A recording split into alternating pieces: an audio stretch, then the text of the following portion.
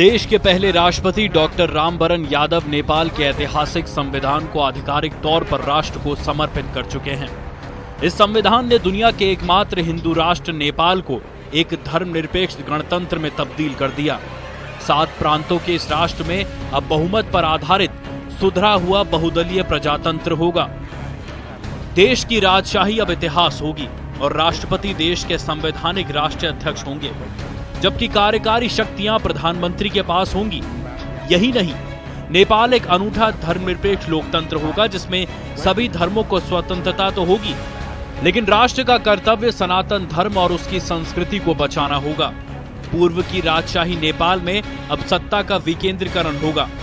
केंद्र में संघीय सरकार होगी, जबकि प्रांतों में प्रांतीय सरकार रहेगी। जिला और ग्राम स्तर पर भी शासन व्यवस्था बनेगी।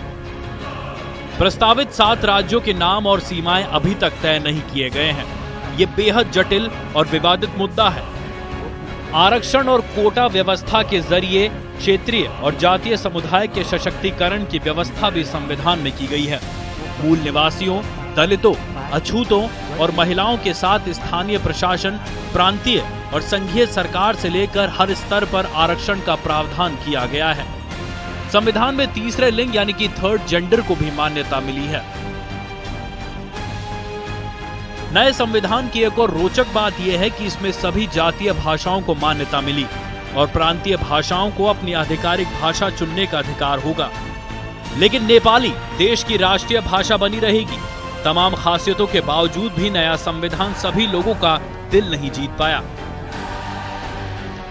कई जातीय समूह और महिला अधिकार कार्यकर्ताओं ने अधिकारों की मांग कर इसका विरोध किया।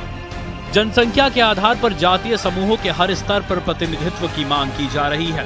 बच्चों की नागरिकता सुनिश्चित करने के लिए महिलाओं को बिना शर्त अधिकार देने की भी मांग उठी। 37 अध्यायों वाले संविधान के तहत 2 सदनों वाली संसद, 1 सदन वाली विधानसभा और 3 जिला, प्रांतीय और संघीय स्तर पर 3 स्तरीय न्यायपालिका होगी। प्रांतों के गठन को संविधान की उपलब्धि बताया जा रहा है, लेकिन संघीय ढांचे में प्रांत कैसे बनाए जाएंगे, इसे लेकर अभी तक फैसला नहीं हो पाया है।